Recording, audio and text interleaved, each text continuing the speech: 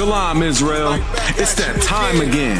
The ISUPK, under Commanding General Yahana, presents the Lord's 57th Annual Passover. That's right, the Lord's 57th Annual Passover, April 4th, 2026, in Houston, Texas. All Black, Hispanics, and Native Americans are commanded to observe the Lord's Passover. This will be the biggest Passover to date. You do not want to miss this.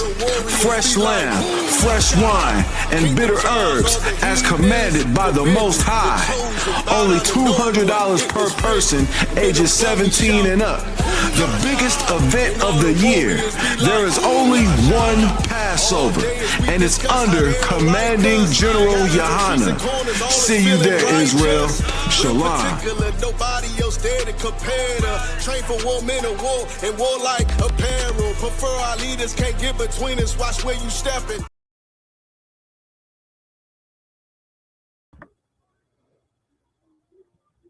Come, sir.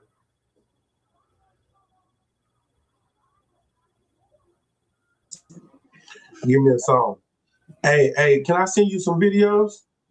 Come. I can send it to your Facebook. Come. Message Mr. Walker. Okay. All right, yeah. Give me one song and I'll be ready. All right, sorry, Chris.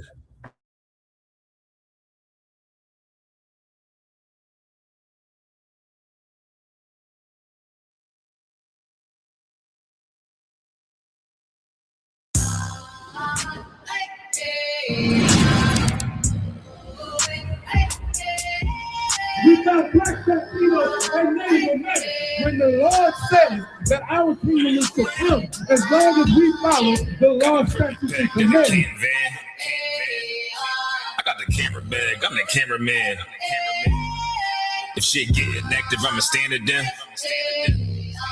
We taking ground, call the ambulance. That shit go. Look. If shit go, look, you best get right, or you'll get look. You got that right. That shit go. Got a problem, we'll handle it. Niggas acting hard, you better stand on it. We on every corner, we stamping it. You better get your life for this camp shit. We ain't playing around, there's no cowards, dog. If niggas charged up, you get powered up. Rude of speech, keep it raw. It ain't my fault that you niggas soft. It ain't my fault that these niggas frauds. It ain't my fault that them niggas rats. If your colors fly, you don't get that shit go. Look.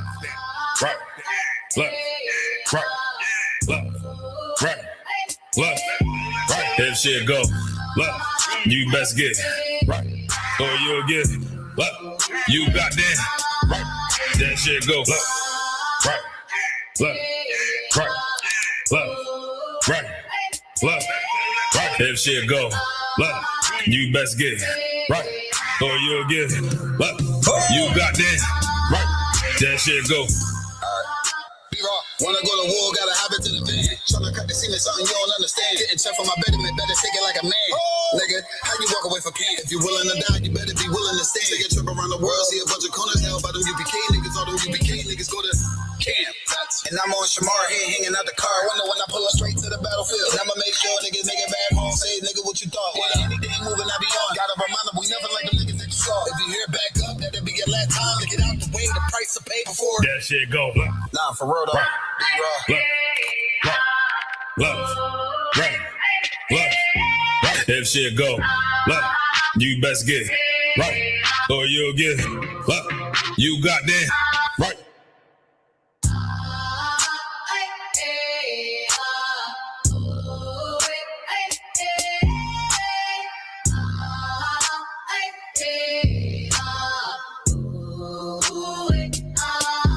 That shit go. Nah, for real though. Look. If shit go, look, you best get right, or you'll get look. You got that.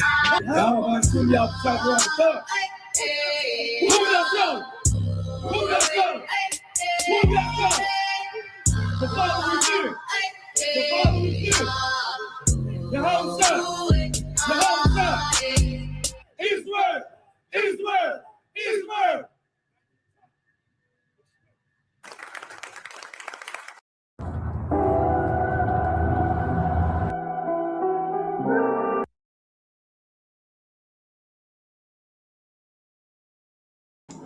All right, clap it up. This the Israelite School of Universal and Practical Knowledge, started out of 1 West, 125th Street, Harlem, New York, under Commanding General Yohana. Today is the Wednesday law class in Austin, Texas. If you got any questions, type them in the chat. We're gonna get to them. What pages we live on right now, Tamaki? We live on Austin, El Paso, and RGV, sir. RGV, El Paso, and Austin. If y'all got any questions, type them in. We can get straight to them. There's a lot going on in the world, especially with RGV and El Paso. Our brothers, the Northern Kingdom and Mexico. It should be live on Mexico too, so they can come here and find out what's going on, because all this stuff that's going on right now is the Lord forcing us to have to turn back to each other. All these wars and rumors of wars are the thing that the Lord is doing to turn us back to one another, to fight for each other. Because for so long we've been standing and fighting with everybody else and loving everybody else.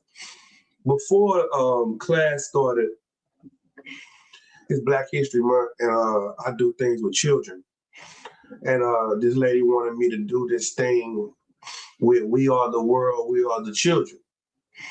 And I was looking at the song and I was listening to the words, and the words are about Black people. They're talking about how all hope is gone, how we oppressed, and how, you know, we gotta save our own lives. We gotta make the world a better place for you and me. And I was sitting there listening.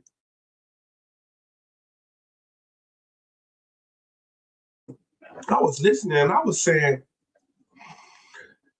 the only reason you think this is for everybody is because they got a lot of different white voices in the song too. But when I think about being the world, John 3:16, I see how people can be confused. Because when you read the Bible as if it's a book for everybody, not knowing you are the world. You are the people that God chose. And now I see why this war is going on. I see why fighting has happened, because everyone wants to be the people that God chose. Tucker Carlson just went and talked to this man and told this man that how do the Jews claim to be God's chosen people without having any bloodline connection? If you're saying they're supposed to be connected to this land and respect it and get all this money and have all this protection in this land because they're the people, then why don't they have any history or any connection? Everyone wants to be you. And they have to stop us from ever seeing how we are the same people. That's why you see there's a constant fight on Blacks, Hispanics, and Native Indians right now. Right now, you see the Hispanic brothers being oppressed from Venezuela to Cuba to Mexico to being in America, you know, from North, South, and Central America. Black people are, the Native Indians are. We don't ever have the chance to look at our similarities and look at how much love we should have for one another and so much compassion, because we are constantly being slapped around, having to fight for our lives. And I see what they're doing. They are constantly fighting us and having a war with us. So we can never see that they are the enemies, and we can never see that we need each other. You know, when you constantly fighting, it's like what they say about a serpent. Wise as a serpent and harmless as a dove. A serpent, first thing is to get out of your way. But if it's backed into a corner, it'll rise up and bite your ass. It's like a cat. A cat don't want to fight you, but if you back them into a corner, it's gonna hit you with the skibbity paps. Well, that's Blacks and Hispanics. Our first thing to do is to get out your way, and because we really don't want to. But now we so focused on fighting ICE and fighting the cartel and the government and the federales and the police and everybody else. We don't have the time to see the common love that we should have for one another, because we're in a constant struggle and a constant fight. That's why we are going to start to speak more about what's going on with our brothers and support them so that they'll know they are not alone. They're not the only ones going through it. We see it and we stand with them. That's why you see this shirt right here. It says, Orale, Viva la Raza. You know why? Because they're my brothers and we are the race. We're the greatest race ever. Blacks and Spanish name is we're the greatest people on this earth. So today we're gonna go into that. We're gonna talk about what's going on in Mexico. We're gonna talk about the importance of following orders. We're gonna talk about how people can be your friends today and be in the truth today, and then tomorrow say the hell with you. And that befuddles people that have so much loyalty. You know, people that's really in the truth, that really coming here to serve the Lord. It's strange to you to see how 1 minute somebody can stand by you and say, Yahweh Shema Alatah, Bahashim Yahweh Shah. How somebody can stand on the side of you and say, Yahweh Bahashim Yahweh Shah, brother Thug, and salute you and hug you and take pictures with you. And then the very next minute, go out and marry an African. Go out and say, I don't love you anymore. You know, that is puzzling to you. Well, I'm going to give you some biblical stories to help you understand that lets everyone know that you are the people of God. All right? Any questions?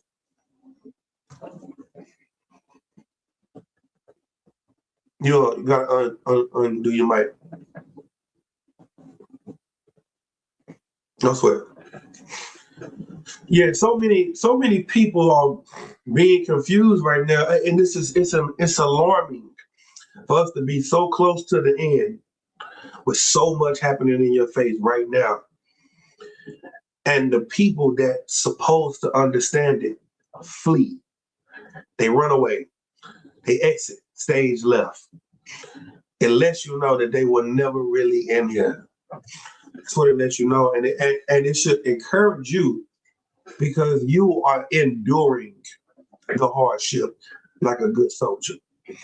And that's what this is all about. You gonna stand while the fake leave, while the fake run, while the people that's really not in here fold under pressure. You gonna stand. You good to go? While I'm waiting on him to get his marriage together, I'm gonna read the scripture for me. You good? Come. Okay. You got any questions in here? If you want to go ahead and get the scripture first, and then I'll get to the question. No, we can start on the questions. I want to stay on topic when I get on those topics. Okay, come. It's kind of a long question, but I guess I could start at verse 18 in the book of Zechariah, chapter 14, verse 18. Okay. It reads, this is the book of Zechariah, chapter 14, verse 18.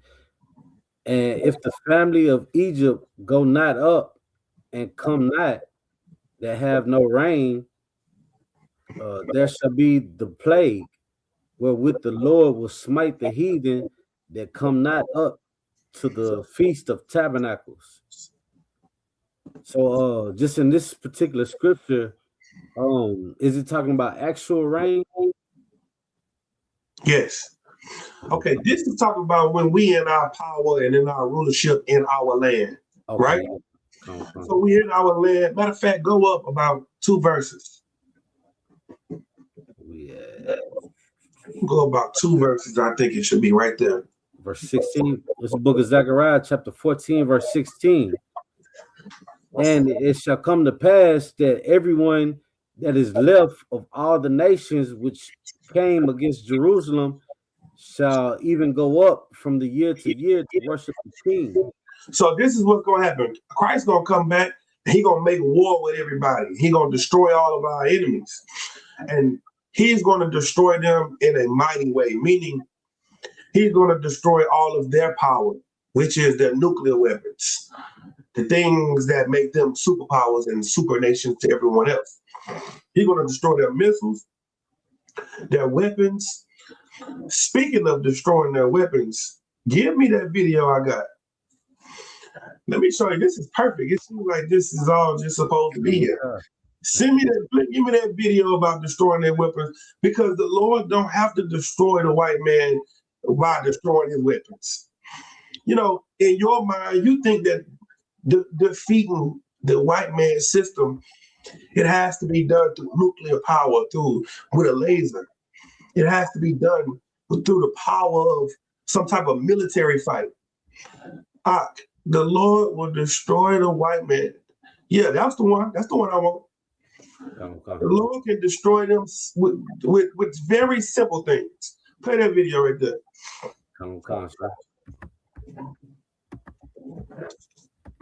Ford aircraft carrier are refusing to attack Iran. Soldiers on the Gerald Ford aircraft carrier are refusing to attack Iran. The Wall Street Journal reports that the crew morale on the world's biggest aircraft carrier is so low that some of them are thinking about leaving the Navy and abandoning the mission. These sailors have been at sea since August 2025, and the ship's plumbing is now overflowing everywhere, with the crew even being advised to relieve themselves over the edge of the ship because pooping on board is no longer an option because it just comes back and floods. They're preparing for war. They're posting TikToks like this, mocking the Navy as the $13 billion ship floods full of shit. The ship had to make an emergency docking at Greece because sailors simply couldn't use the bathroom. And the plumbing won't get fixed until they get back to the U.S., which would take 2 weeks. And by the way, the commanders have already told these sailors, we're not going back until after the mission, which could take months. They've been on the ship for 6 months. They can no longer use the bathroom, and they're being flooded with bacteria while they sleep. Soldiers on the Gerald Ford aircraft carrier are refusing. You so worried about the superpower of the white man and how strong he is militarily. And he can't even unplug the toilets on his super boat, on his super ark. He can't even stop the shit from flowing from left to right. They on the boat sleeping in shit. They sleeping in feces as they lay in on the boat at nighttime. They laying in piles of boo-boo. Everybody's boo-boo and piss is now, it's what they walk and step in and sleep in every day and night. And we're worried about the power of the white man. The white man has no power. But the Lord, our King, is coming back to destroy the little power that he thinks he has. So when he destroys them and they fall, then, read that part again. Zechariah Khan. It shall come to pass that everyone that is left of all the nations which come against Jerusalem, even go up from year to year to worship the King. Whoever we don't destroy, whoever don't die that's left, they're going to come up to Jerusalem from year to year to celebrate the feast days. That's what they better do. They better come and celebrate the feast days. They better come and pay tithes. They better pay their taxes. You know how you better pay your taxes? You know how if you don't join with the U.S., they put an embargo on you?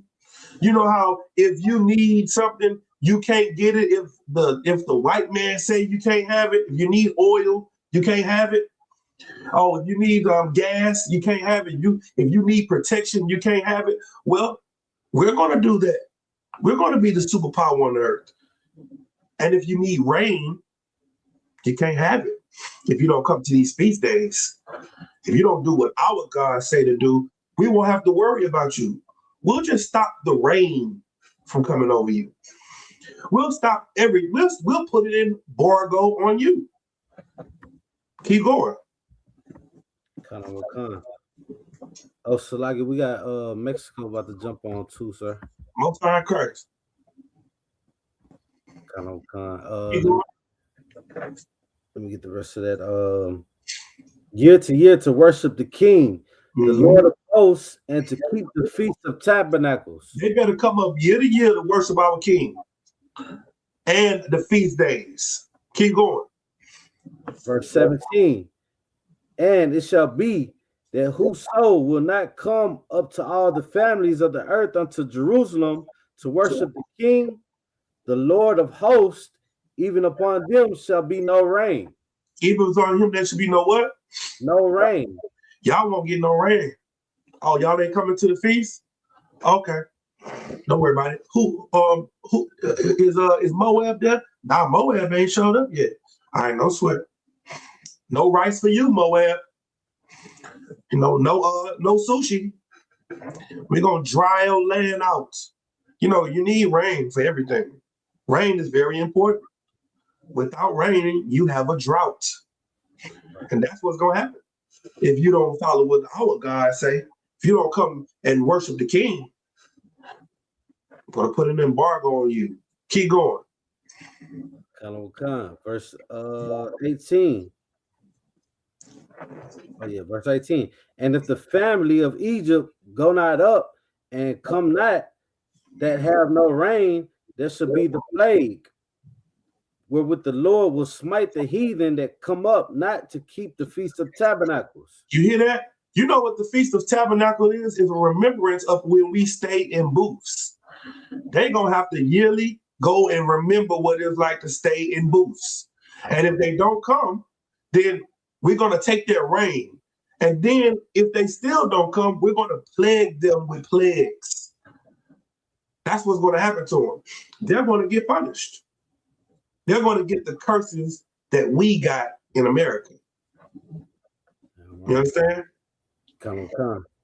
I guess my question was the feast is basically not a high holy day. That's why they able to come to the feast. No, they gonna come. They gonna keep it. Let me tell you, the Feast of Tabernacles is gonna be like Christmas.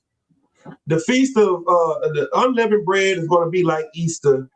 The way that the world celebrates these holidays, the white man's holidays, they are going to celebrate our holy days. They will have no choice. There will be one God, one faith, one baptism, one body, one everything. There will be no option to serve another God. You have an option here to serve another God. In our kingdom, there will be no option. You're going to do what we say or die. That's right. That's it. The nation that will not serve us will perish. And that's what the white man is trying to get now. The Jews are trying to do that now, the Jewish man. They're trying to live the kingdom that we're going to have under our king now without the king. So they're trying to run everything through them to where if you don't do what they say do, if you don't spend money with them, and then they have a hand. The Israelis' hand is America. That's the Israeli strong hand. Well, we're not going to need anyone to be our hand because we're going to have the Lord of hosts. What does that mean? Christ, our King, is the King of God's army. Right. The Lord of hosts. Host is a military, and he's going to be over God's army. That's going to be his hand. Christ's going to say something, you don't listen. He's going to send the heavenly host. He's going to send the 144,000. He's going to send his military at you. And yikes. You're going to see blacks and Hispanics. You're going to look like you're going to like the Avengers. The superhero is going to be coming knocking at your door. Go ahead, Yaganan. Precept out of one. Go ahead. Book of Isaiah, chapter 16, verse 12. For the nation and kingdom that will not serve thee shall perish.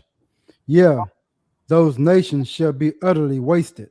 You hear that? It said the nation and kingdom that shall not serve you shall perish and shall be utterly wasted. That's the judgment that's coming. That's in the Bible. We ain't making this up. Right. You see what I'm saying? So that's what's going to happen to anybody that don't get down with the program. Damn right. You good? Oh, come. Most time cracks. Anybody else? Any other questions? I don't see any in the room right now, sir. Okay. Give me that video. What is the video I sent you? the ISUPK Columbus. Yes. Play that video for me. Okay. Did I send you any of those cartel videos? Alive. No, let me give you a good cartel video. Mexico is not in. Okay, let me give you a good one where they give a good explanation about what's going on so you can really understand how evil this is. Okay. Yeah, this is a good one. All right. I just sent it to you. Let me tell you something. The white man thinks he's slick. And every time somebody got their hand in a pot of confusion, it's always Dumb and Dumber. It's always the Israeli and Donald Trump. It's always these two dumbasses standing together in stupidity because they know they have but a short time. They know their time is short and they know that, this is all about to come to an head. So they're trying to keep us preoccupied as they work behind the scenes to push their agenda closer. All right? Play that video for me I just sent you. Oh, so like this, it might take me probably like 2 minutes. I got to copy and paste. No sweat. I ain't in no rush. So let me tell you how evil this is. What they're doing is trying to stop Blacks and Hispanics from ever having time to turn toward one another to love each other. Because what you hear Blacks and Hispanics, you hear Black people saying, man, I was finna go to Mexico, but I ain't never going out there because they out there killing the tourists. They out there doing it. When this is a time where Black people would go to Mexico, spend money with Mexico, talk with the Mexicans in Mexico, connect with them, build relationships with them, and kind of bridge the gap. They like, hell no. You niggas ain't going to Cuba. You niggas ain't going to Venezuela. Y'all ain't going out to Mexico and building no bridge with them. They know this is vacation season. They know this is the time where we would all go out there, have drinks, and be merry. And they said, no, we not finna let you guys connect with each other. So what they do? They start wars. And they make it to where now we stay divided from one another. Now we don't talk to each other. We stay away from them, they stay away from us because they see what's happening out here in the States and they say, oh man, forget them. They're not fighting for our brothers in the land, in the United States. We see what's going on in Mexico, we say, oh no, we ain't finna go get our heads cut off. We see what's going on in Venezuela, we say, oh, that's their problems. Donald Trump just dropped something on them, had them bleeding out their nose and their ears. They're trying to keep us apart. But what they don't understand is it's doing nothing but make us realize that we have a common enemy.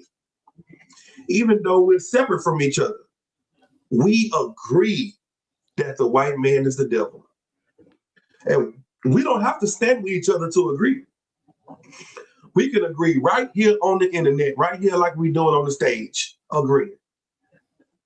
They don't understand that what they're doing is God's plan. And it's perfect. It's perfect because it's pushing us together because the enemy of my enemy is my friend. That's what it is.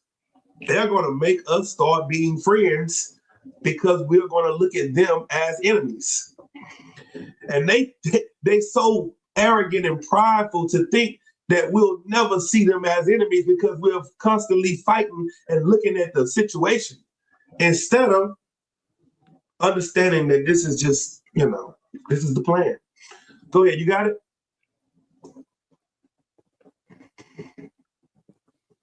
Come on.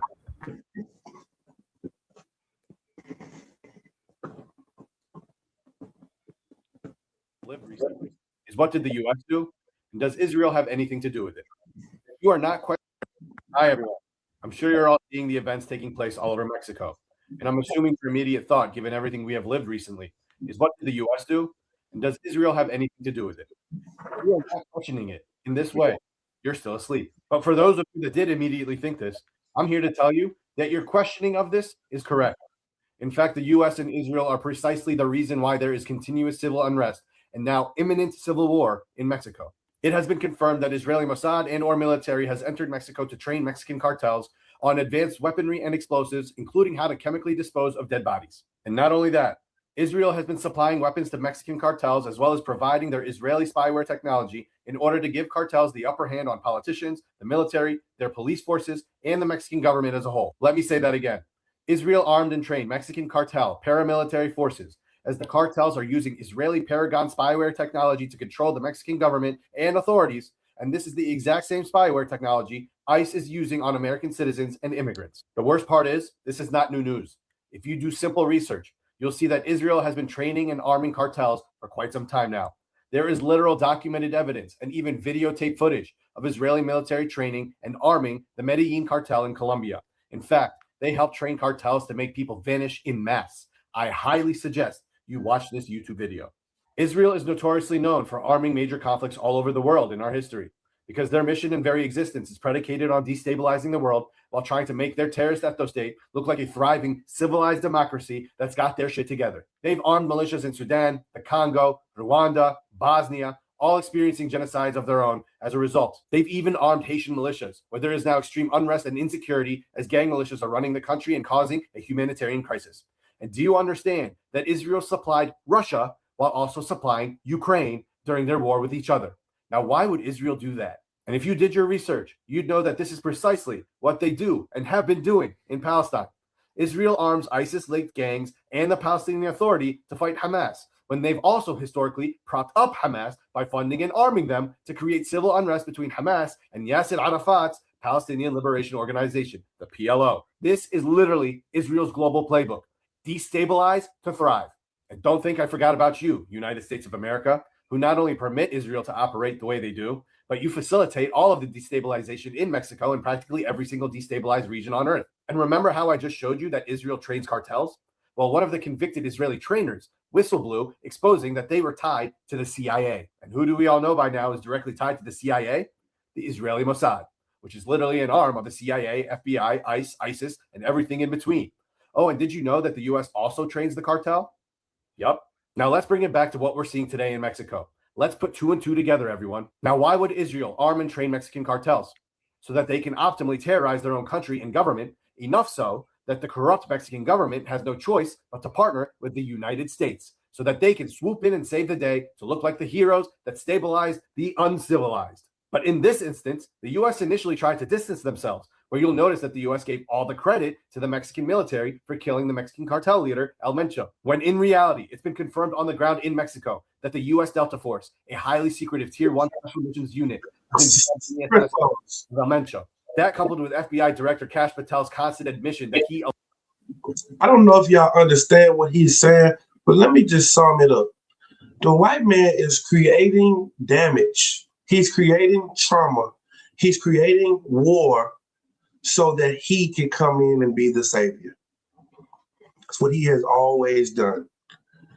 He put drugs in your community so he can come and save your mother from your horrible drug addict father.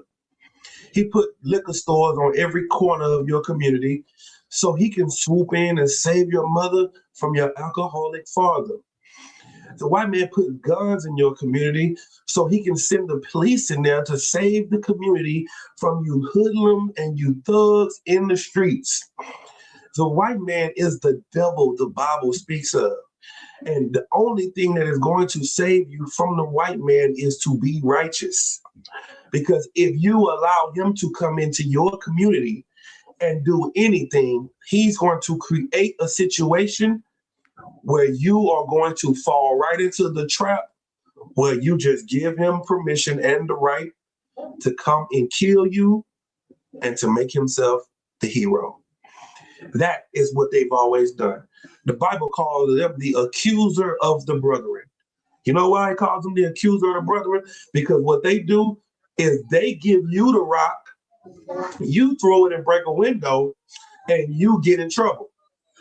And then the question is asked, why did you throw the rock? You say, well, he gave me the rock. What does he say? I didn't tell you to throw it.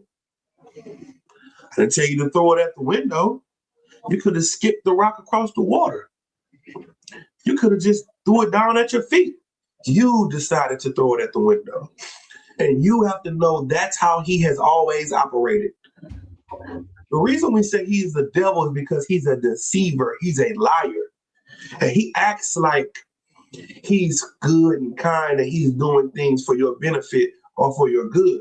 But you have to see this play is what they have always done and who they've always been. They've always gave you the rock. They've always gave you the crack, given you the guns, giving you the thing to destroy you. This time, we're not going to be destroyed by the things he gives us. We're not. Keep playing the video.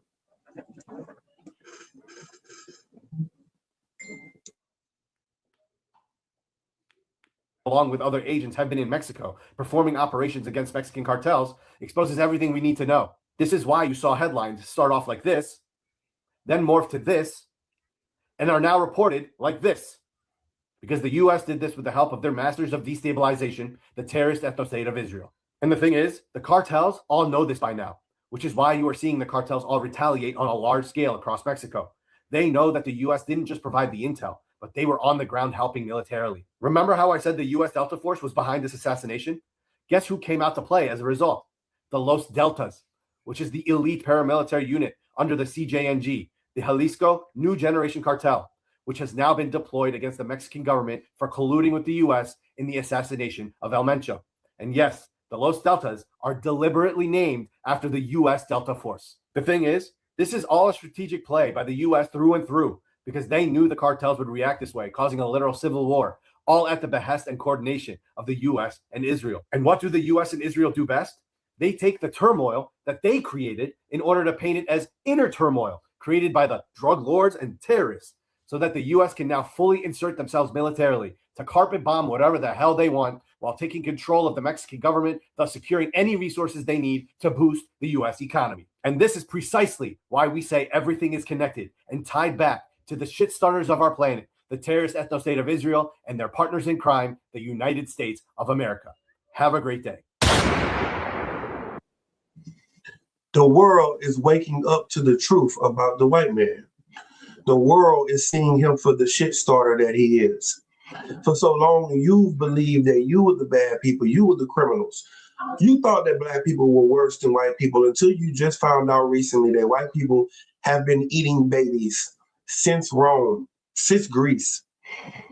You start to connect the baby eating and the child sacrifice all the way back to Greece. You go all the way back in history and see that this is a heathenistic custom.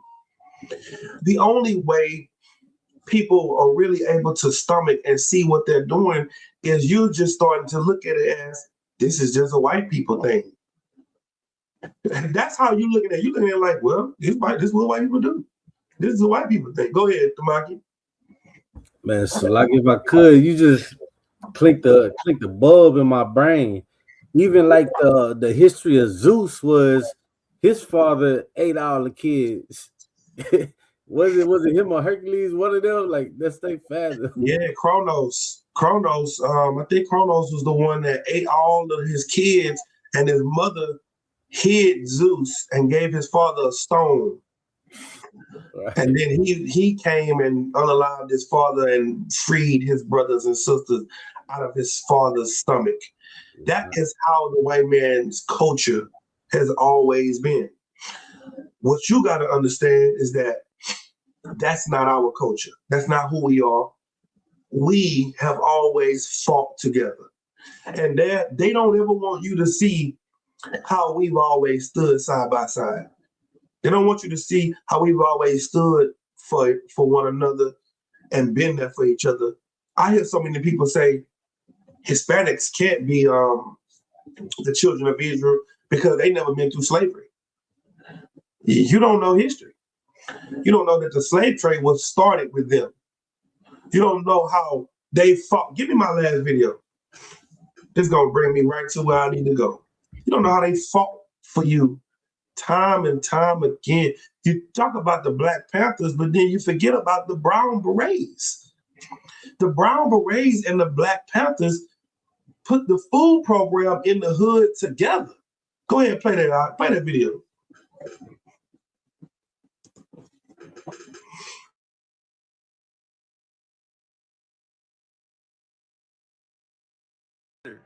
So why don't we hear about it? So now, they fought together. So why don't we hear about it? So now what if I told you that black and brown people actually built the revolution together, but they erased it from the books? Yeah, actually the Black Panthers and the Brown Berets teamed up, they patrolled police, fed the people, and they demanded justice together. And it doesn't just stop there. Afro-Mexicans fought alongside the indigenous in revolutions. Our paths are actually interwoven. And they saw the unity, so they infiltrated, divided, and buried the stories. And some of y'all let it.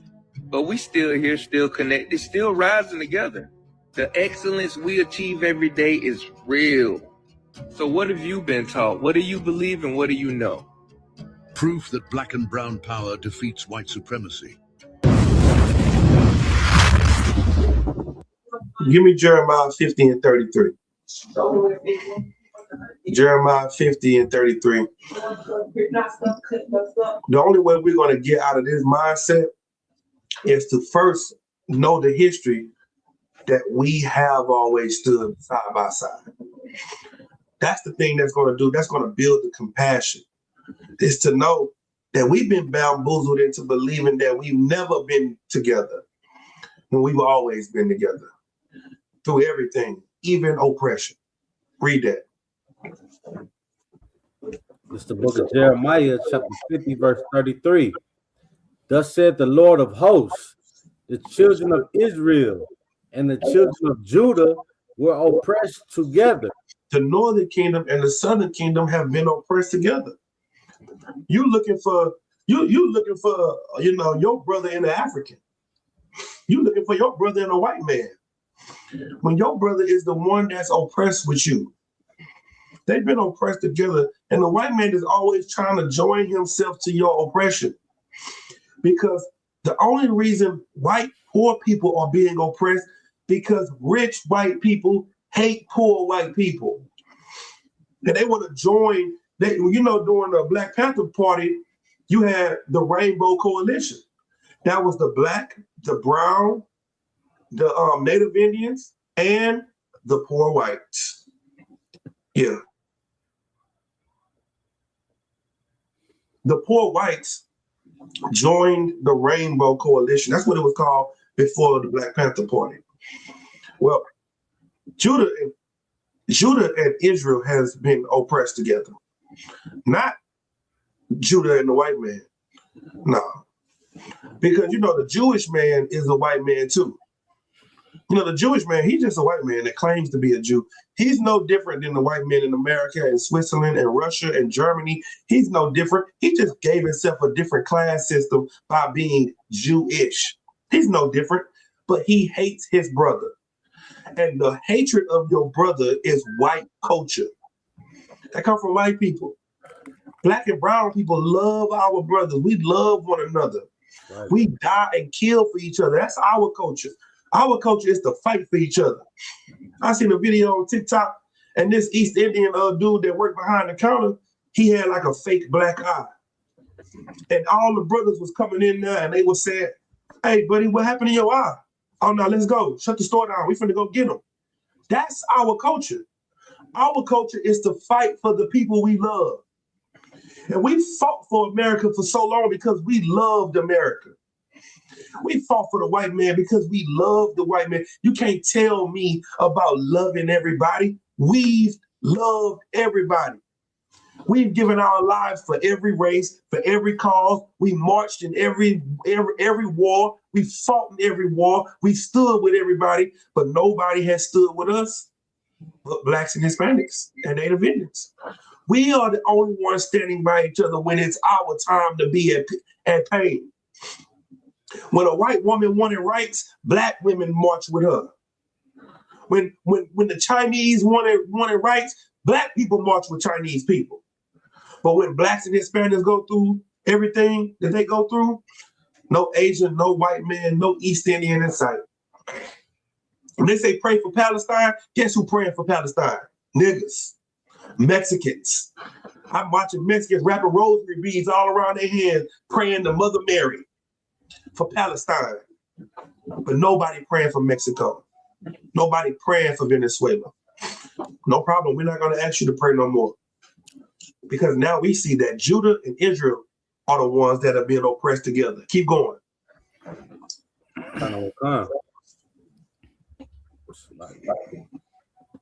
The children of Israel and the children of Judah were oppressed together. Mm-hmm. All that took them captive held them fast. And everybody that had blacks and Hispanics, they held us tight. And they did what? And they refused to let them go. And they refused to let us go. As the white man is starting to see that we are waking up and we're about to be free, what happened in Egypt? We said we wanted to go out into the wilderness 3 days just to thank the Lord, just to praise our God. What did Pharaoh say? Hell no. You niggas got too much time on y'all hands. Oh, I'm finna give y'all more work to do. He refused to let us go. To this day right now, we starting to see each other as family. What do? Refuse to let us go. They don't want us in their country, but they don't want us joined together. They just want us dead. And that's why Christ said time must be shortened, because if not, no flesh will be saved. And you got to understand that this is the fight that we fighting. We fighting for our lives every day. And then you come in the truth and you decide to serve the Lord, and then you come in here, but then you half-ass serve the Lord. You can't half-ass serve the Lord. And do you know why people half-ass serve the Lord? Because of who's watching them. That's the thing that makes so many people leave the truth. The people that's watching. The people that's around them, the people that's not going to be able to adapt to their new life, the people that's not going to be able to see this new thing, this new walk. They be like, dang, bro, you tripping. You on something different. Dang, sis, you just letting your man have another wife? Oh, sis, you tripping. You are going to stop serving God because of what people think about you. And that has happened all over the Bible. That has happened all over the Bible. And when you read it as, oh man, they so wicked. But you don't see when you do it how wicked it is. Don't worry. We're going to read about you in the new Bible, in the new history of our people. Give me 1 Samuel 15. Go ahead, Yagana. I got a question out of one. Go ahead. Being new in this truth, it's been like 4 years now, and teaching people, it's easier to teach somebody that ain't been to church than to teach a Christian. Why is that? It's easy to teach somebody that doesn't go to church because they're not religious. They're practical. So people that's not religious, it's easier for them to realize and understand this because this is practical. This makes sense. Nigga, that people in the world, they logic of life is be the change you want to see. So logically, to a person that's not religious, if I want to see change in the community, each one, teach one. I change my life.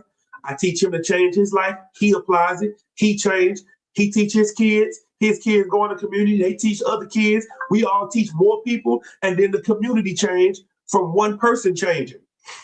That's practical. But to a religious person, nah, God gonna change me. God knows my heart. I'm waiting on the Lord. God know I can't be perfect. The religious people blames their sin on God. And then they try to get you to serve the God of sin. Christians' God is the God of sin because he can't stop you from sinning. He loves your sin. He loves you in your sin. The God of the Bible hates sin. And he wants you to be perfect. That's why it's easier to teach somebody that's not religious. Because practically it makes sense. If I want to change, I gotta change. That's it. Practically. not religious. Let's go to 1 Samuel chapter 15. Read verse 1 through 3. It's the book of 1 Samuel chapter 15, verse 1. Samuel also said unto Saul, the Lord sent me to anoint thee to be king over his people, over Israel. Now, therefore, hearken thou unto the voice of the words of the Lord. Verse 2. Thus said the Lord of hosts, I remember that which Amalek did to Israel. Stop. Soon as the Lord got a king, the Lord started calling out his ops. He's like, hey, I can raise you up to be the king. All right, so this first order of business, the Lord said he remembered what Amalek did to his people. That's the God we serve. You think God is about all love and forgiveness. God remembers his ops. And you don't understand that you are making yourself opposition to the Lord. You are Opwathian. You are Opwat. You are Opium. That's what you are. You're not a brother. You're not a sister. You are op to the Lord. You're an enemy. And you are making yourself known as an enemy. How? By what you do. Keep going. I remember that which Amalek did to Israel, how he laid wait for him in the way when he came up from Egypt. Verse 3. Now go and smite Amalek and utterly destroy all that they have. No, go love them and give them another chance. Utterly destroy all that they have. Some of what they have. All. Keep the money and the fine flour and the good looking goats. Destroy all. Go ahead. Destroy all that they have, and spare them not, but slay both man and woman, infant and suckling, ox and sheep, camel and ass. This is what God told his king to do as soon as he was raised up. The Lord had Saul be raised up. He said, first order of business, we're going to destroy all of Amalek. You know what Saul said? You know what Saul said? What did Saul say?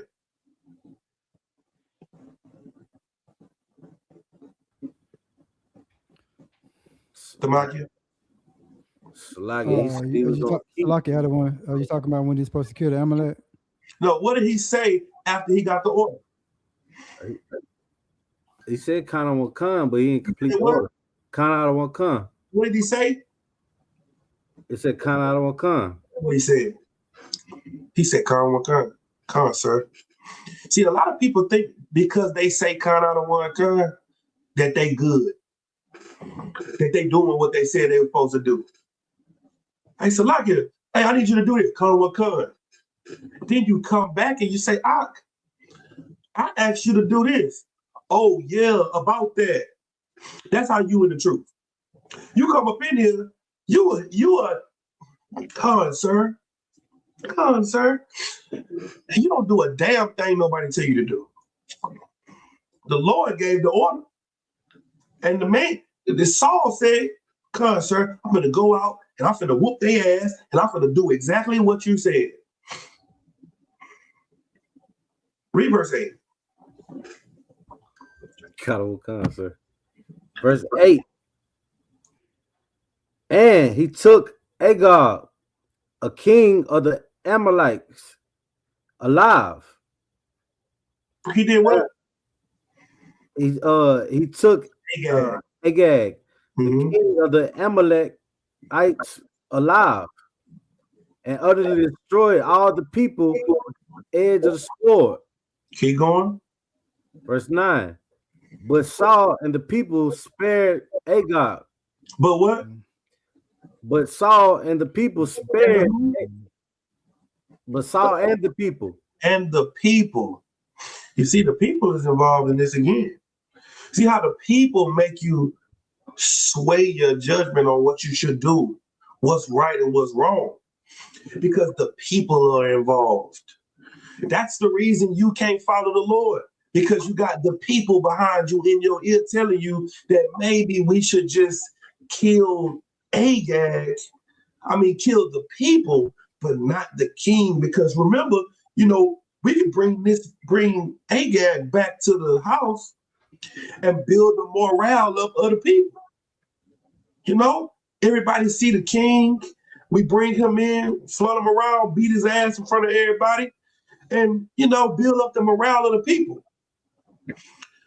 That's not what the Lord said to do, though. The people can get your ass beat. The people can get you punished.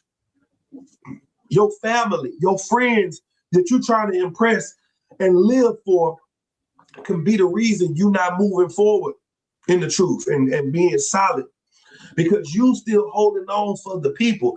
You may not buy that grandbaby a birthday gift on their birthday, but you're gonna buy it for them 2 or 3 days later. You ain't gonna go to the birthday party, but you're gonna send them a little birthday gift in the mail. And your daughter gonna be like, this is from Granny, this is from Pawpaw. And then the baby gonna call you and say, Pawpaw, Granny, I got my PlayStation 5. Oh yeah, baby, I don't celebrate birthdays no more, but I had to give my little snickle punk a little gift. You are not doing nothing. You a hypocrite for the people.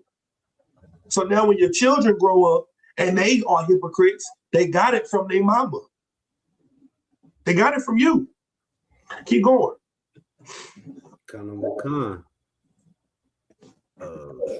Verse 9. But Saul and the people spared Agag and the best of the sheep and of the ox and of the fatlings and the lambs and all that was good, and would not utterly destroy them. But everything that was vile and refused, they destroy utterly. See, the things that they wanted to destroy, that they saw, that's what they got rid of. So openly in public, they got rid of the things that looked like it should be destroyed. Oh, this was a raggedy pair of shoes. We're going to burn that. Oh, but look at these Balenciagas. I'm going to have to take these Balenciagas to the house. What's this silk? What's that velvet? Let me go ahead and get that velvet and bring that up out of here. They went in there and they didn't take and destroy utterly everything. Well, now you're about to see how the Lord feels about your little order tweak. Drop down to verse 20. Come, verse 20. And Saul said unto Samuel, Yea, I have destroyed, yea, I have obeyed the voice of the Lord and have gone the way which the Lord sent me. Stop. What did Saul say he did? Let's say he followed the order. He said, I did what you told me to do, sir. Come on, sir. I did exactly what you told me to do. Now listen to his breakdown. Go ahead. Come. I have obeyed the voice of the Lord and have gone the way which the Lord sent me, and have brought Agag, the king of Amalek, and have utterly destroyed the Amalekites. Keep going. Verse 22. But the people took of the spoil. But the people. But the who? The people. Go ahead. Took of the spoil, sheep and ox, the chief of the things which have been utterly destroyed, to sacrifice unto the Lord thy God in Gilgad. Who did Saul blame everything on? The people. And that's what you think you're going to do. You think you're going to be able to blame not doing what the Lord told you to do on stress. I'm going through a lot.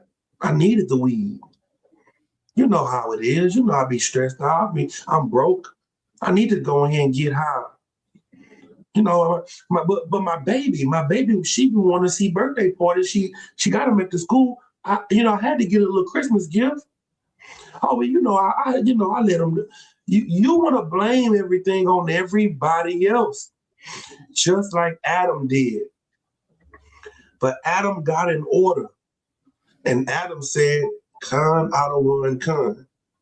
Saul got in order, and Saul said, "Yes, Lord, yes, I'm going to do it." And he didn't do it. And he thought he did it because he tweaked it the way he thought it should be done. Now listen to what the Lord got to say about that. Go ahead. Verse 22. And Samuel said, and the Lord has great delight in burnt offerings and sacrifices, as in obeyed the voice of the Lord. Do you think the Lord give a damn about a sacrifice more than you just doing what the hell he said to do? Is that what you think this is? Keep going. As in obeying the voice of the Lord, behold, to obey is better than sacrifice, and to hearken than the fat of rams. Keep going. Verse 22. For rebellion is as the sin of witchcraft. Read that again. For rebellion is as the sin of witchcraft. Obedience is better than sacrifice, but rebellion is like witchcraft. That's how evil it is to the Lord. It's not a small thing. It's not I thought it wasn't that big of a deal. That's not how the Lord see it. See, you keep looking at things the way you want to look at it, and you want God to see through your eyes, while God wants you to see through his eyes. He wants you to see through his eyes and just do what the hell he says to do. Go ahead. And stubbornness is as iniquity and idolatry. Because thou hast rejected the word of the Lord, he has also because thou hast rejected the word of the Lord, he has also rejected thee from being king. Hey, he got fired on his day off.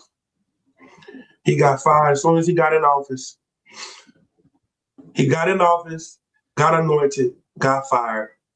And now he was still the king for years. But you know what he didn't have with him? Huh? The Lord.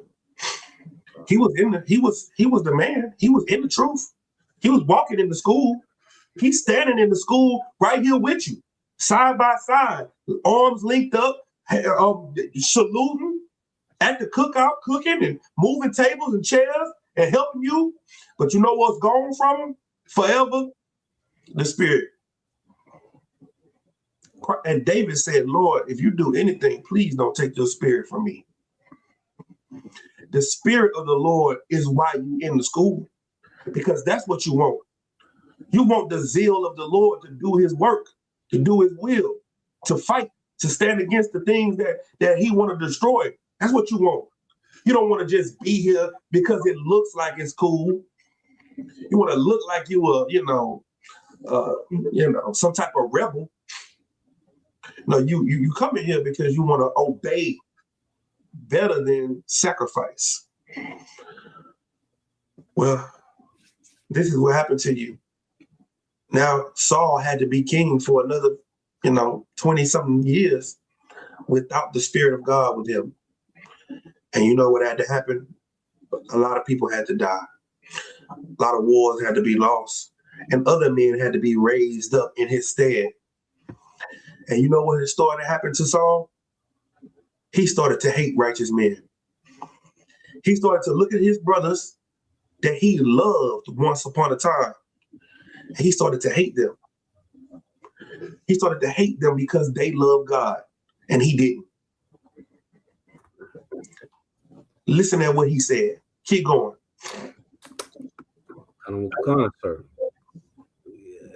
Verse 24. And Saul said unto Samuel, I have sinned, for I have transgressed the commandment of the Lord and thy words, Because I feared the people and obeyed their voice. I feared who? I feared the people. You see how we keep hearing about the people? The people is the reason you're going to leave the school. The people, your loneliness, your stomach, your lust, your desire to fit in with the civilization and everything around you, with society. That's why you're not going to be able to stand through the long haul of fighting in the truth. That's why you're not going to make it. Because of the people. He feared the people. Keep going. It's like a come. Verse 25. Verse Did you finish 24? Yeah, you feared the people and obeyed their voice. Go ahead. Verse 25. Now, therefore, I pray thee, pardon my sin and turn again with me, that I may worship the Lord. Go ahead. Verse 26. And Samuel said unto Saul, I will not return with thee, for thou hast rejected the word of the Lord, and the Lord had rejected thee from being king over Israel. Yikes. Let me tell you something. The Lord rejected Saul, and nobody knew it. Nobody knew that he was rejected but Samuel the prophet and himself. And you don't want to be in that situation to where the Lord rejects you because you choose the people over him. First and foremost, the Lord never wanted us to have a king because he never wanted us to be like the people. So he gave us a king because we wanted it. The Lord was giving the people what they wanted. And then the leader became a people's king. You know what the Lord always wanted from his king? A king that was after mine own heart.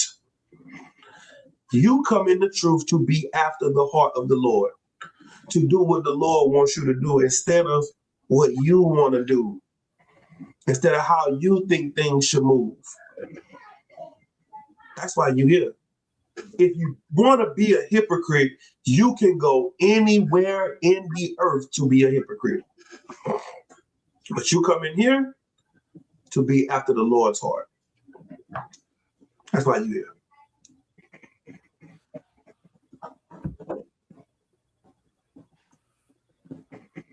All right, let me get Matthew 21.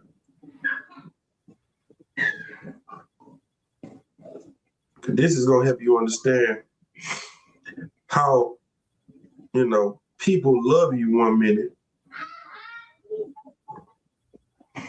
And start at verse 6. It's the book of Matthew, chapter 21, verse 6. And the disciples went and did as Yahushua commanded them. Verse 7. And brought the ass and the colt and put on their clothes, and they set him thereon. Verse 8. And a very great multitude spread their garments in the way. Other cut down branches of the tree and strawed them in the way. Verse 9. And in the multitudes that went before, that followed, cried, saying, Hosanna, Hosanna to the Son of David. Blessed is he that cometh in the name of the Lord. Let me tell you, man, the people, the multitude of people, saw Christ coming down the street riding on a donkey. They took palm trees off the tree, which is a sign that the king is here. And they waved palms at his feet. And they said, Hosanna, Hosanna. Blessed be, what did they say? Blessed be the what? Blessed be he that cometh in the name of the Lord. Hosanna in the highest. He giving them praise. Right? The next week, them same people was out there saying crucify him. The same people that was with him saying Hosanna, Hosanna, that walked with him, he fed the 5,000. This is the 5,000 saying Hosanna. Where was these people at? In the truth. Right there with Christ, and Christ was teaching, and he's showing you how it is to be in the truth. How it is to have somebody right here with you that's supposed to love you, and they don't. They hate you because you do love the Lord. And there's so many people that come in here, and we all come in here because we love the Lord. We come in here because we choose to turn our back on the world, and it hurts you so bad for these people that you thought y'all were on one accord with. You thought you were on one accord with, for them to leave you for the very world that we're supposed to turn against. That's heartbreaking. Well, guess what? Christ went through it. He went through it on a much larger scale. Christ built a school, and everybody in the school was not with him when he left. They all turned his back on him. His partner that said he would never turn his back cussed him out before the rooster crowed in hours. His right-hand man. That's what happened when the going get tough.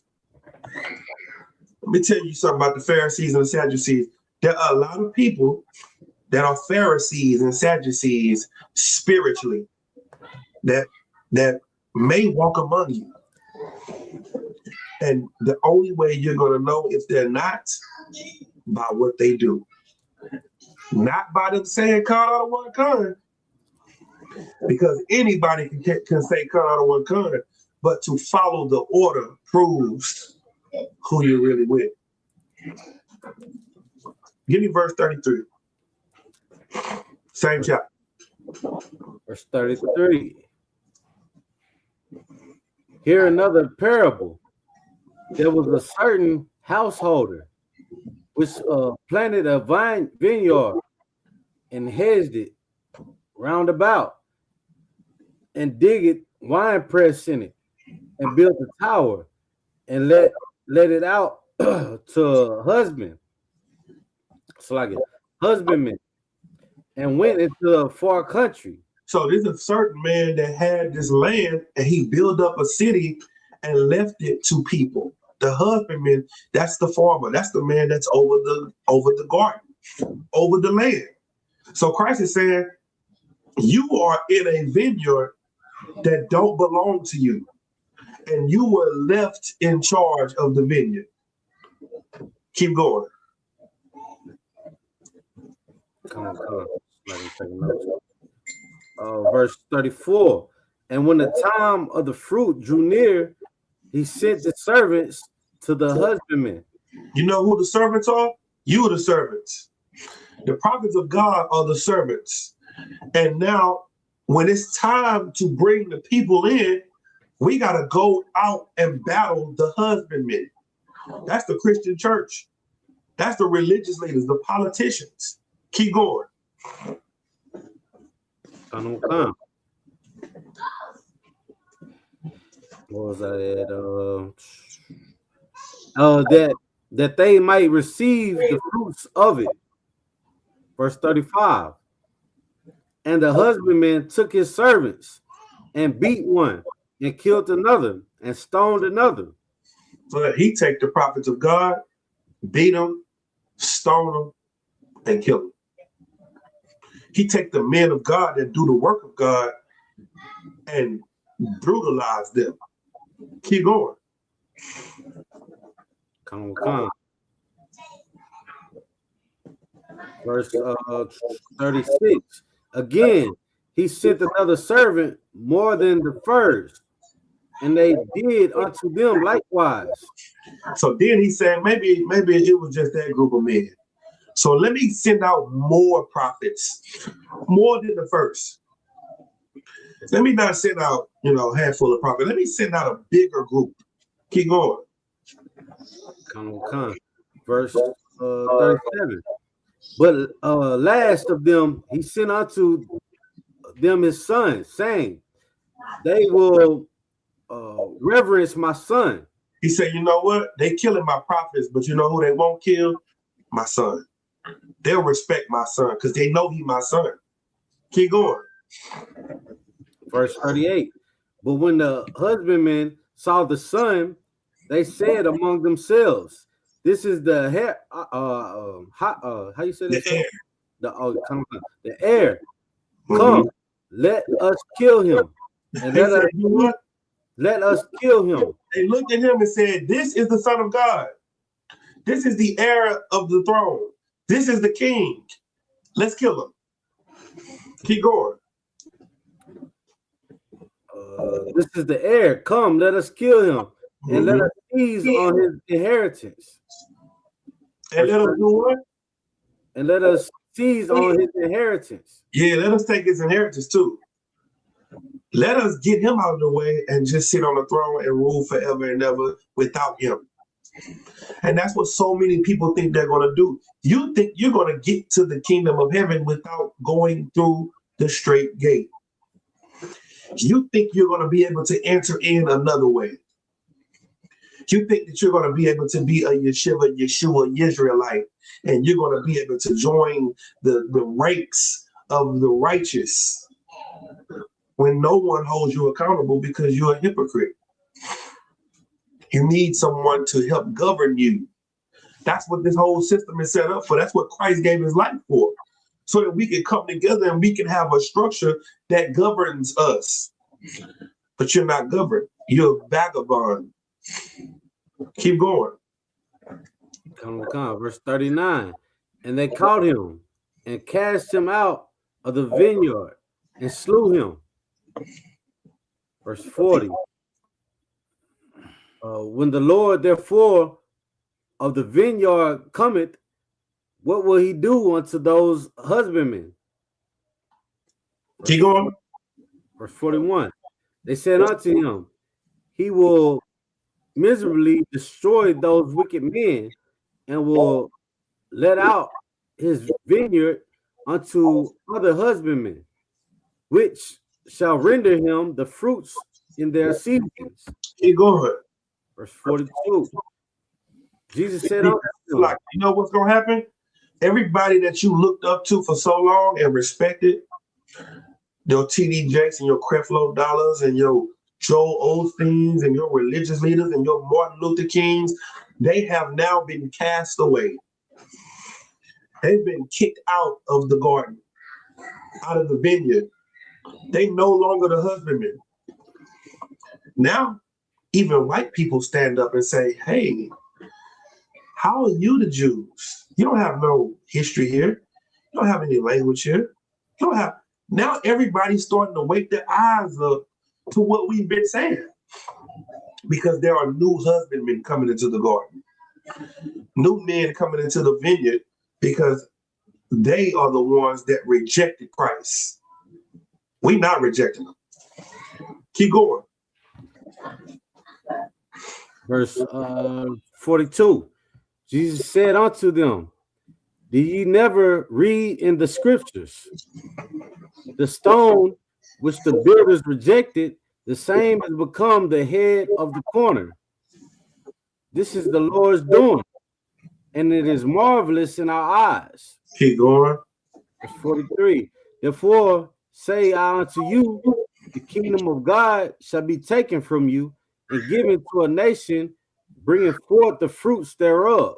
Let me tell you, the kingdom of God has been taken from a wicked nation and now it's being given to a righteous nation.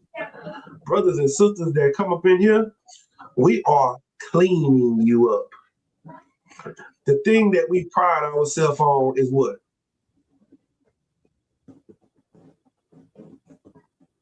What do we pride ourselves on?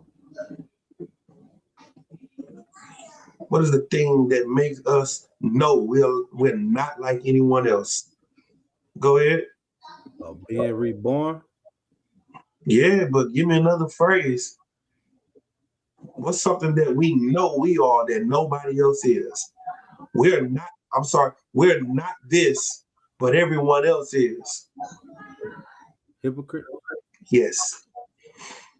That's what we pride ourselves on, not being hypocrites. Everybody else, we hypocrite. They all some hypocrites. Everybody else is just fake, fraud, phony, not real. And you come in here to fight against hypocrisy. That's what you fight against in here. What is your job to do? Find more fruit like you that want to be like you. Find more people like you that want to bear good fruit, because no bad tree can bear good fruit. No, you can't. It's impossible. So your job is to find more people that's tired of the world, that don't care about what people say, that don't care about following them. Because one minute somebody that's a hypocrite can say they with you, and the next minute they can say they not with you. Give me one more scripture. Give me Luke 23.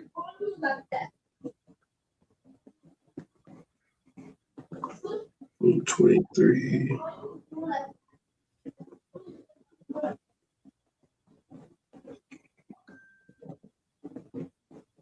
Sheesh.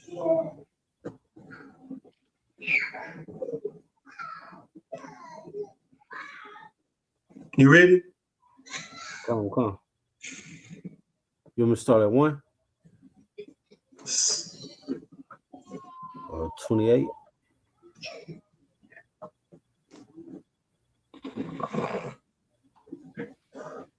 Give me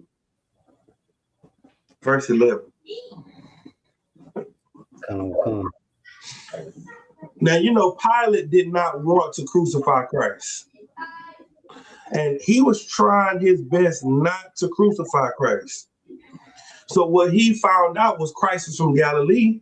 So he was like, all right, well, let's go talk to Herod. Now, him and Herod, they not even friends. They lightweight beefing.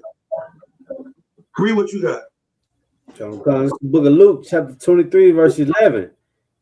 And Herod, with his men of war, set him at naught and mocked him and arrayed him in a, how you say, his robe. Damn. Say it again. Gorgeous robe. Oh yeah, gorgeous. Like I know that word. It just slipped on my mind. In a gorgeous robe, and sent him again to Pilate. Verse 12. And the same day, Pilate and Herod were made friends together. For before they were at enmity between themselves. Listen, because this was happening, they became friends with each other. They found, because the enemy of my enemy is my friend. But Pilate still didn't want to unalive him. So Pilate was trying to now use his new made friendship with Herod to spare Christ. Go ahead, read that. Verse 13. And Pilate, when he had called together the chief priests and the rulers and the people, verse 14, said unto them, ye have brought this man unto me as one that perverted the people. And behold, having examined him before you, have found no fault in this man touching those things whereof ye accuse him. Verse 15. No, nor yet no, nor yet Herod, for I sent you to him, and lo, nothing worthy of death is done unto him. Verse 16. I will therefore chastise them and release him. He's like, listen, man, I don't know why y'all so mad at this brother, but I'll just whoop his ass and send him on his way. That's what he's like, listen, if y'all want some type of justice, don't worry about it. I'll just whoop him and send him on his way. I'll release him. Now he's talking to a multitude of Israelites. There's two white men on the podium with Christ and another man standing there, and they're talking to the crowd of Jews, of Israelites, right? The same group of people that was standing on the streets, fanning Christ, saying, Hosanna, Hosanna. But Christ said something that they didn't agree with. Christ said, he said something about eat of my flesh and drink of his blood. And they didn't understand that argument. They was like, this man speaks heresy. This man speaks of evil. He's not the man we thought he was. He's an evil man. And that happens a lot. A lot of times people are looking for something in class so that they can have a reason to leave the truth. Oh, the general said what? Oh man, that's blasphemy. When you know, if somebody was to tell about all the things that you do, you would have been stoned.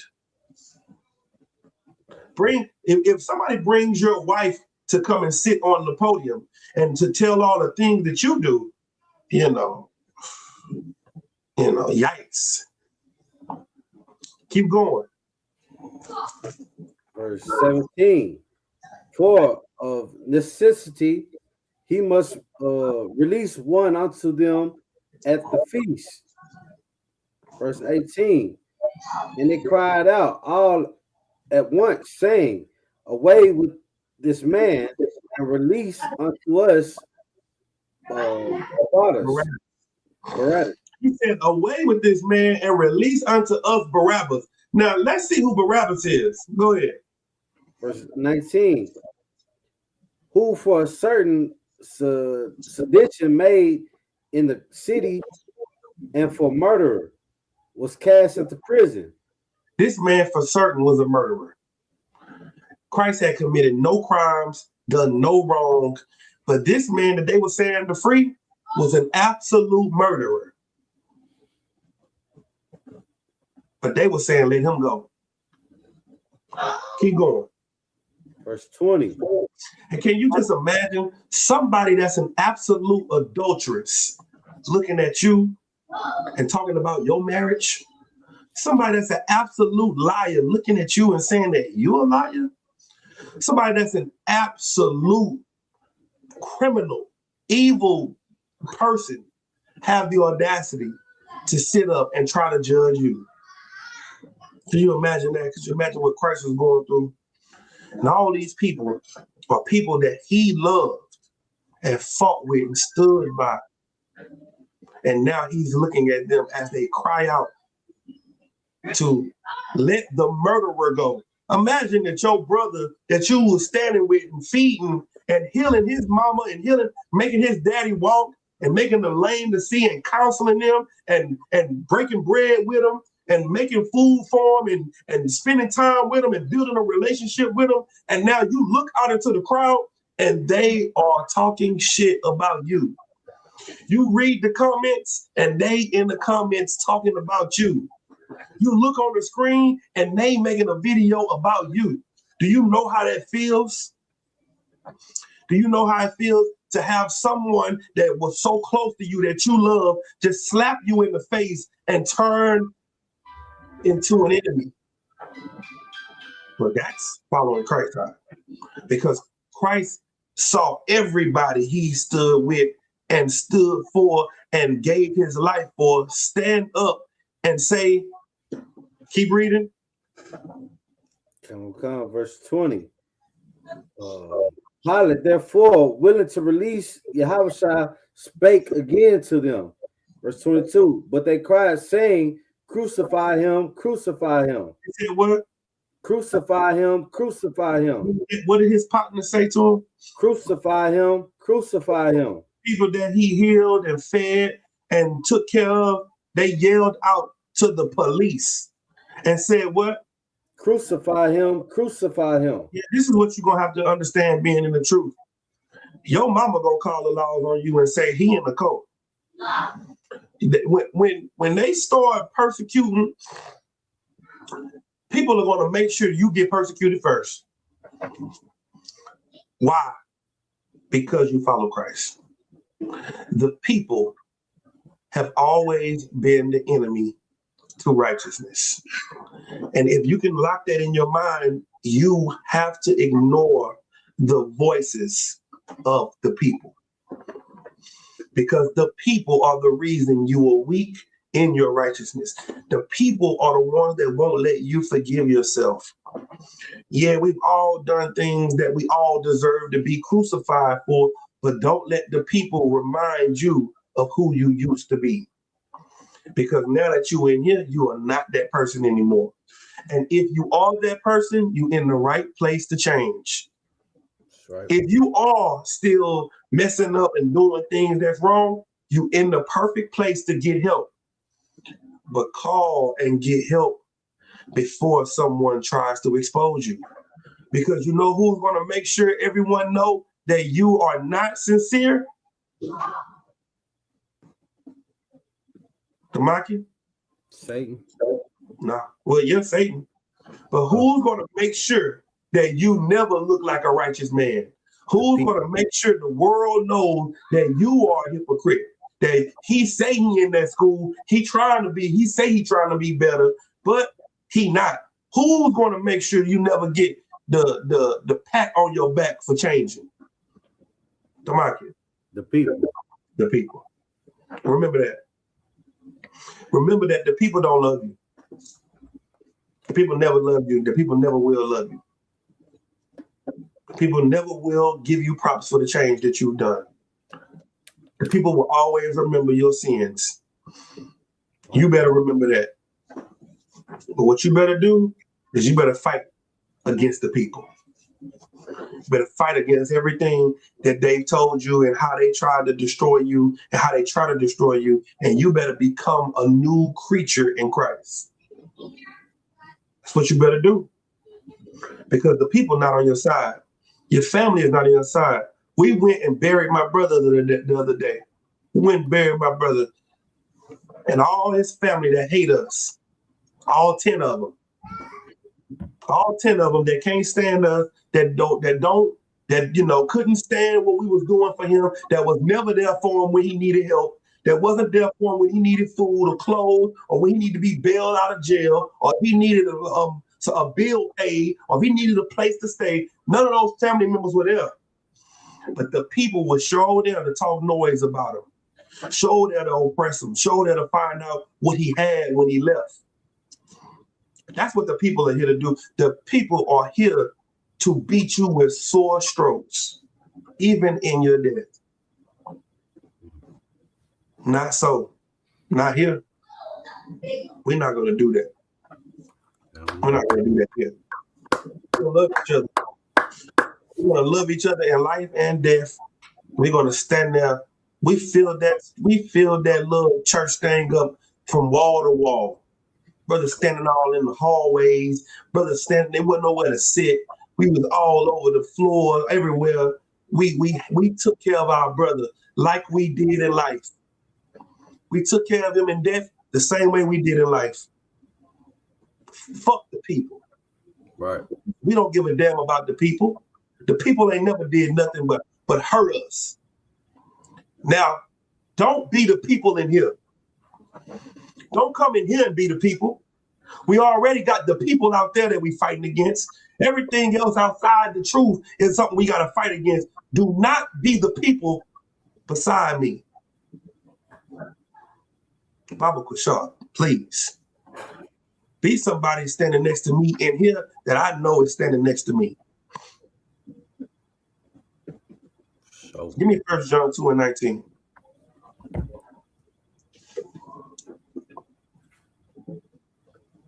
It's the book of 1 John chapter 2, verse 19. They went out from us. This is how you know who the people are. Who's the people? They do what? They went out from us, but they were not of us. This is why they left. They left us because they were not of us. They were among us, but they could never align with us. They could fix plates and they could cook. They could sweep floors and move tables and chairs. They could set up camp equipment and they could speak. but they could never be righteous. They could never stand through the test of time. Go ahead, Yaganah. Salakia, sir. Can I be excused? Absolutely. Okay, I got to get up at 4. Salakia. Hey, how about Shem Yahweh Shabrak the water for coming up? All right. They've been out from us because they were not of us. You know what they were? They were of the world. That's what they were. They were not of us, but they were of the world. Keep going. Okay. They went out from us, but they were not of us. For if they had been of us, they would no doubt have continued with us. If they really would have been in the truth, they would have stayed in the truth. This is how you know who's really in the truth. Because of what you do. Because you stay here. You stand here and you don't move. You don't say, I'm one West till you bury me, and then you leave before you're buried. My brother Karan was one West till we buried him. He one West right now in the graves. And my brother Kodash gave him a headpiece. And I know when Christ returned, he gonna have that headpiece in his hand. That's why it was given to him. So we can see him with the headpiece in his hand when he walk up. That's gonna blow my mind out. When I see him, I'm gonna say, oh my damn, he got the headpiece in his hand. Good night. It's in his hand. That's the headpiece Kadash gave him. That's where we gonna know this is how we gonna know if you with us, because you're gonna be with us until the end. Keep going. But they that went out, that they might be made manifest. Why did they leave? Why wait, you can't fly past that. Why did they leave? That they might be what? Made manifest that they were not all of us. Let me tell you something. Don't ever leave the truth. Right. Whatever you fighting, get help in the truth. Don't go to the people for help. Don't go to the therapist for help and leave the truth. Don't drown yourself in the pill bottle. Don't drown yourself in the blunt. Don't drown yourself in the liquor bottle. If you're gonna drown yourself in the bottle, come and get counsel in the truth. I can respect a brother that's fighting his demons in here. I respect it. Be in here and mess up and get counsel and take the check and keep fighting and staying in here and keep fighting. I respect that, because at least you showing that you're trying to be here. But when you leave, what you show, but that you never was here. Keep going. Verse 20. But ye having, you say that, unction from the Holy One, and ye know all things. Verse 21. I have not written unto you because ye know not the truth, but because ye know it. This is why I'm telling you this. I'm not telling you this because you don't know what the hell I'm talking about. We in here, we experience this. We know what it's like to be in the truth. All of us have had family members turn out they back on us.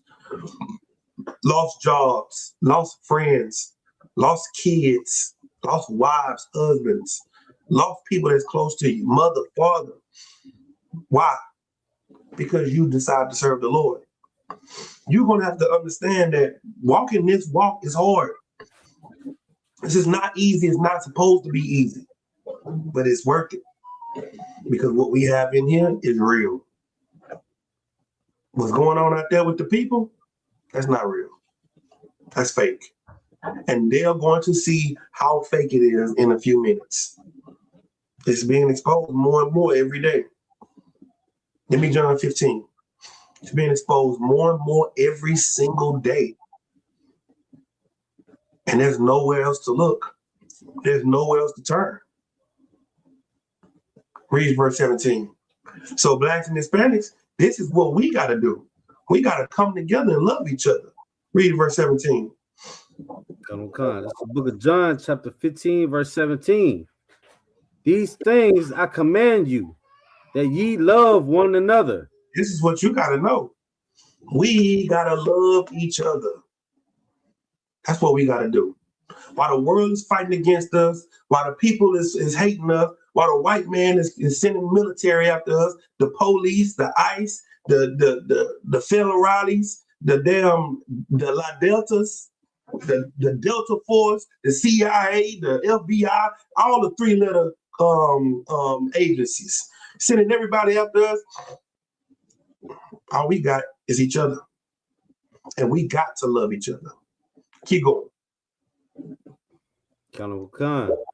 Verse 17. Oh, it's like verse 18.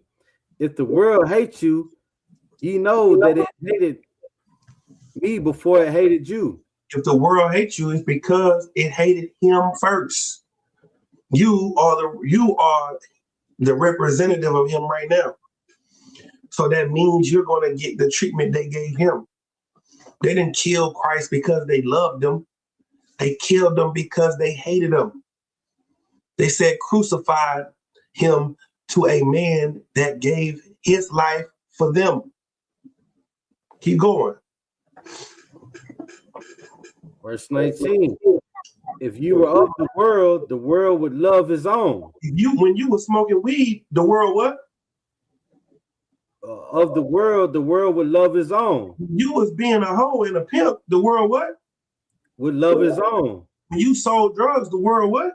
The world would love his own. You was never not invited to a family event. The world loved you. Go ahead. But because ye are not of the world. Because you are not what? Of the world. Because you are not like them anymore. What? But I have chosen you out of the world. Therefore the world hated you. Now, get ready for the hate.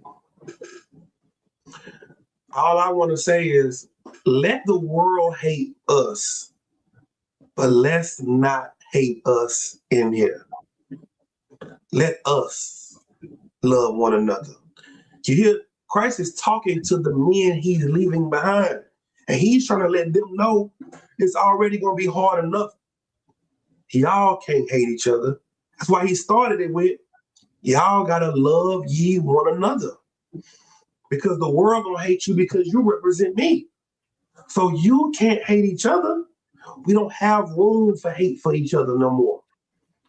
The time is over with. It's time for us now to sorely focus on each other. I say it all the time. I love Blacks and Hispanics so much, I don't love nobody else. I don't have room to love nobody else. I don't have the energy. I only have enough energy to love mine. That's it. Treat your love like your money. You ain't paying my rent. Who rent you paying? Yours. Because you only got enough money for your own bills. Treat your love like that. You only got enough love for your own family. You don't got enough love for the whole planet Earth. Keep going. Verse 20. Remember the word that I said unto you, the servant is not greater than his Lord. Who did he say that to? He said that to his disciples. Remember what I told you. The servant is not greater than the Lord. You no greater than me. That's what Christ is telling you. You're not better than me. It's not going to be any different from you, for you. Keep going. If they have persecuted me, they will also persecute you. If they persecuted Christ, best believe you finna get that persecution. Go ahead. If they have kept my saying, they will keep yours also. And if they really follow Christ, then they will listen to what we say, because what are we saying? What Christ said. He's trying to show you the hatred that they have for you proves they don't love the Lord, they don't love Christ. That's the only way they can hate you. Even with them hating you, guess what? You still love them. You know who else did that? Christ. Because as they said, crucify him, Christ died on the cross and said, Father, forgive them, because they know not what they do. That's the spirit of Christ. They don't have that. Keep going. Verse 20, verse 21. But all these things will they do unto you for my name's sake, because they know not him that sent me. They doing this because you represent me, but they don't know the Lord that sent you. They hate me, so they hating you. But they don't know that we both represent the Most High. Remember that when somebody tells you how dumb you are and how you shouldn't do what you're doing. Remember that. Keep going. Go all the way down to 25 and I'm going to be done. Verse 22. It's like, if I had not come and spoken unto them, they had not had sin. If I wouldn't have came and told them, then they wouldn't have known that they were sinning. You know that if we wouldn't have went out on the streets and said that pork, crab, shrimp, and lobster was against God, that 90% of Christians would have never known that that was even in the Bible. Because when you're a Christian, you only read from Matthew to Revelations. You don't read the Old Testament because you think the law is done away with. If we wouldn't have came out and taught the people what we teach, they would have never known that they were even sinning. Keep going. If I had not came, I was like, if I had not come and spoken unto them, they had not had sin. But now they have no cloak for their sin. Now they don't have nothing to cover them anymore. They don't have nothing to cover their sin no more because you exposed it. You exposed it. And every time you go on the street, you expose their lifestyles. Now they don't have nothing to cover up anymore. The only thing left is the punishment. Keep going. Verse 23. He that hated me hated my Father also. Read it again. He that hated me hated my Father also. He that hates us, they hate the Most High. And you got to remember that. The people that talk so much evil against us, don't take it personal. Don't take it personal at all, because it's just the hatred of God that they have in them, because they only hate the Most High. Keep going. Verse 24. If I had not done among them the works which none other man did, they had not had sin. Come on. But now have they both seen and hated both me and my Father. Go ahead. 25. But this cometh to pass, that the word might be fulfilled and is written in their law. They hated me without a cause. They hate you without what? Without a cause. Let me tell you something. They hate us for no reason. Everything that we showed them, everything that the miracle that you showed them by changing your life is all the miracle they need to see. Them seeing you change, that's all they need to see. That's enough power of God in their face. Just remember, they hate you for no reason. That should help you sleep at night. There is nothing you can do to stop them from hating you. But as soon as you do something bad in front of them, they're going to tell you, see, I was just finna come to class. I was just thinking about coming into the truth. But when you did that, oh man, nah, I'm good now. No, you wasn't. Nope. Just remember, that's what the demon wants. The demon wants you to stay in guilt. The demon wants you to stay in feeling bad and not forgiving yourself. Don't give the demon nothing to boast about. Be ye perfect, as your Father in heaven is perfect. You can do it. Don't let nobody tell you can't do it. You can do it. If you want to know how to do it, come get in class. We'll show you. We'll show you. Is there any other questions? Unless somebody come in right now, sir. This looks wild. All right. With that, we're gonna get up out of here. Y'all pay y'all tithes, man. Y'all make sure y'all pay y'all Passover fee. The Passover gonna be in Houston, Texas. It's gonna be an amazing event. Make sure you get your hotel. If you don't have a hotel, if you want to get in the hotel, give me a call or the camp leaders. We'll give you the information for the hotel. You know, it's gonna be a glorious event. You make sure you show up, pay a $200 and come up in this Passover. You're gonna get the lamb slaughter on Wednesday. You're gonna get the scripture breakdown on Thursday, the black party on Friday, and the children party, the Passover, and the Feast of Unleavened Bread for $200 for everyone over 17. That's a steal. You're gonna eat for free, you're gonna drink, you're gonna have a great time. Come down and join and enjoy the UPK, the brotherhood and the sisterhood that we got in this school. All right. With that, we give brothers a courtesy salute. Men of Israel, Yahweh Hashem Yahweh Shabbat Thumb, to the sisters, Yahweh Shema Allah Thun, by Hashem Yahweh Shabbat. With that, shalom.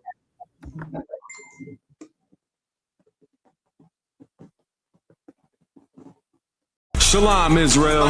It's that time again. The ISUPK, under Commanding General Yahana, presents the Lord's 57th Annual Passover. That's right, the Lord's 57th Annual Passover, April 4th, 2026, in Houston, Texas. All Black, Hispanics, and Native Americans are commanded to observe the Lord's Passover. This will be the biggest Passover to date. You do not want to miss this. Fresh lamb, fresh wine, and bitter herbs as commanded by the Most High. Only $200 per person ages 17 and up. The biggest event of the year. There is only one Passover, and it's under Commanding General Yahana. See you there, Israel. Shalom. Nobody else there to compare to. Train for war, men of war, and war like apparel. Prefer our leaders, can't get between us. Watch where you stepping.